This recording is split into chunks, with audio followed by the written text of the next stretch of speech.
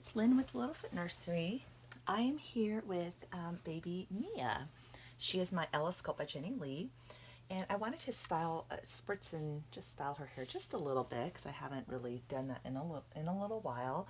And I wanted to talk about the topic of silent auctions. Yes, let's chat about this.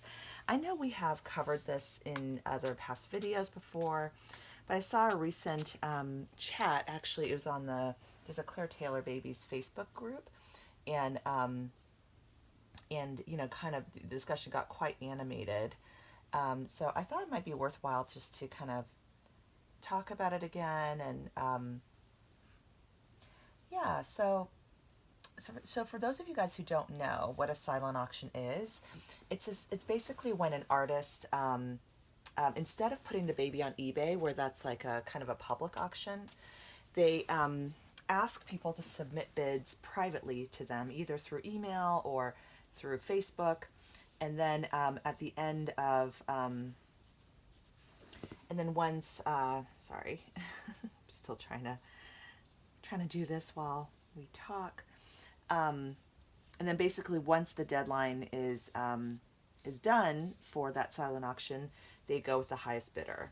But they do not disclose who what the bids are. And so it's something that is kind of a fairly recent development. I feel like within the past year, they've become a little bit more prevalent. And so for example, like I think Claire Taylor used to sell her babies just through an edition. And then and she decided to no longer offer that because I think it got stressful for her there. I think she went through a personal situation with having a hurricane, and she got a little bit behind on some orders, and she didn't really want to have that pressure, the constant pressure of all these custom orders kind of looming over her. So this is why a lot of artists don't offer customs in general, because it can just kind of feel like a lot after a while. Oh, by the way, I'm going to change Mia into this panda outfit that I showed you guys earlier. And this is a new outfit I got from Tea Collection. So I'm going to go ahead and change her into this. So basically, so Claire had basically gone from, kind of offering babies in an edition where you could kind of customize, and it was basically like a custom order where, it was a sculpt, and then you could kind of specify if you wanted it to be a boy or a girl. Sorry, I don't know about the gender piece, but I think you could definitely choose like the coloring and things like that. And so she went from that to more doing just offering babies one at a time. And there are quite a few artists, both on both Reborns and Silicones, who only just sell through eBay. Especially some of the prototype artists, they only sell through eBay. So, oh my gosh, this little peanut is so cute. So basically it kind of then became, so the silent auction has been kind of the norm most recently, where, when she completes a baby, she'll offer it via silent auction. Then people submit their bids privately, and she'll say starting bid is, $10,000, for example. So this is how, her dolls are definitely have increased in price. So she'll say starting bid $10,000, and then people will bid privately.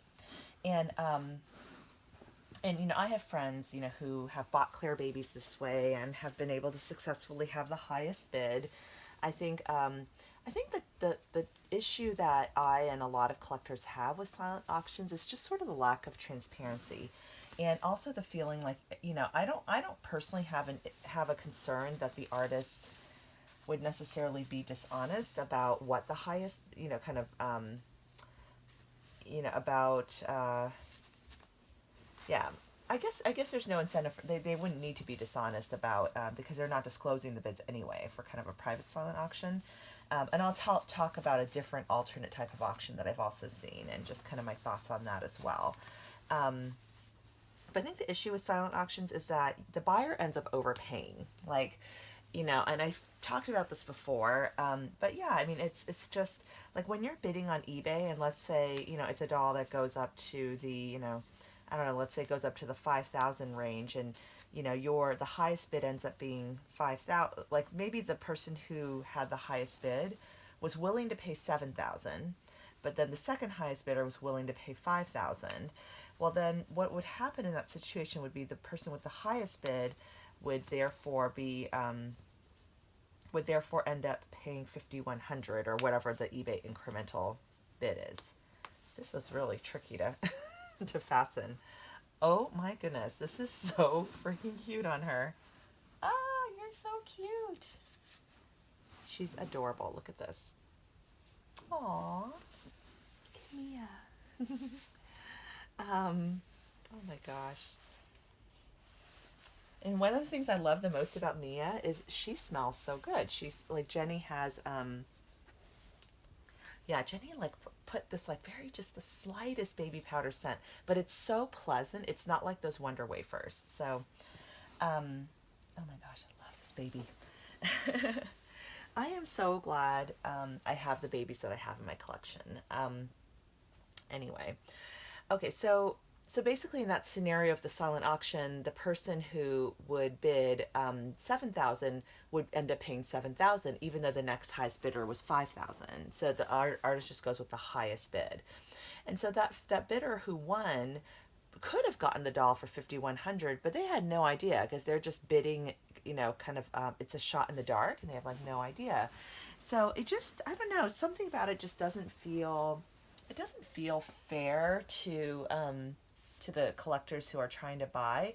Like, I think I wish that artists would just set a set price, either set just a set fixed price and then it's just first come first serve, or just put it on eBay, or the other alternative that I have seen has been artists who do these like Facebook auctions where people are private messaging their bids, because I think the artist is arguing that you don't want to do a public Facebook auction because most people are, they don't want everybody knowing how much they paid for a doll necessarily. So what the artist would then do is they're getting these bids by private message, and then they're posting the bids in real time as they're coming out. They're saying, okay, now this is the highest bid. And so I like that better, at least, because then you can see, kind of what the current highest bid is and kind of wonder if you should bid or not.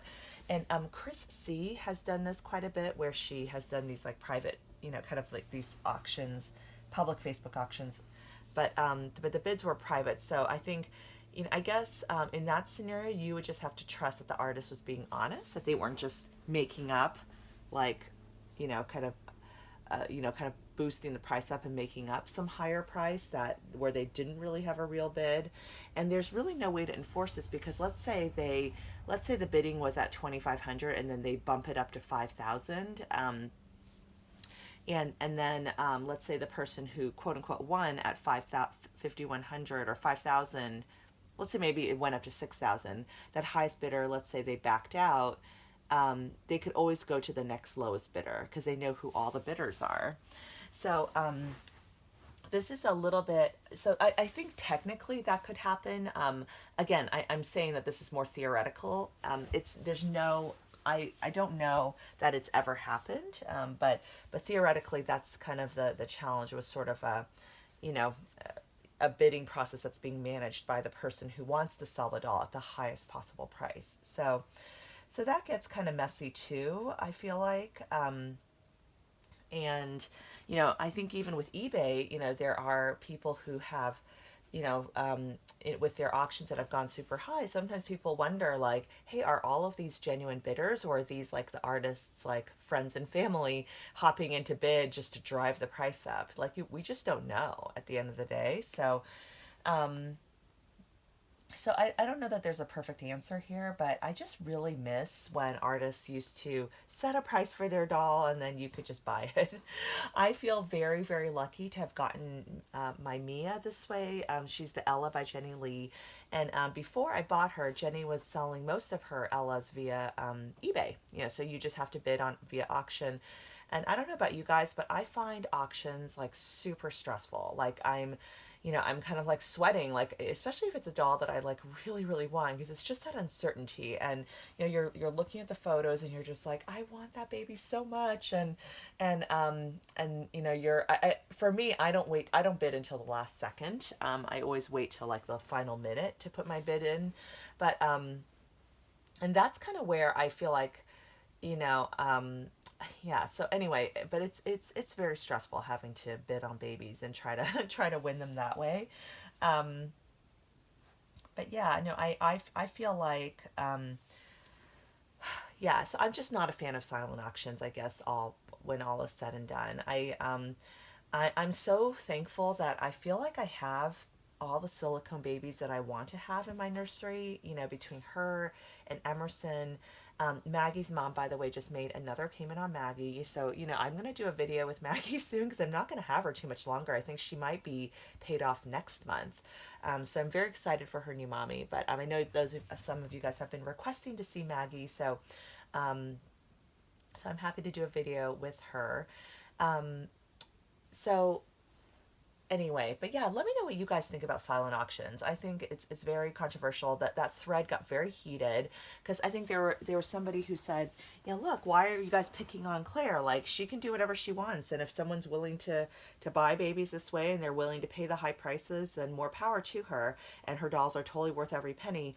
I don't think anybody was disputing that her dolls aren't beautiful or that they aren't worth the prices that they're commanded for, but I think that the silent auction process is just kind of off-putting for a lot of buyers, myself included. And I think that when I hear silent auction, I just kind of assume that the doll is going to go to an astronomical price because there's always going to be someone out there willing to pay more than I'm willing to pay, and and if I'm going to win a bid, like I'm willing to pay more than the second highest person, but I don't know that I want to overpay in that scenario. So just my thoughts.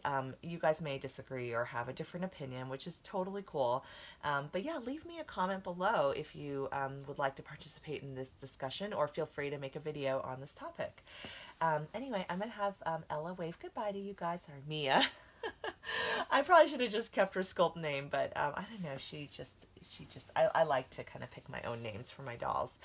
Um, I'm gonna have her say goodbye to you all. Thank you, aunties, for joining us today, and let me know what you think of this topic. All right, take care. Bye.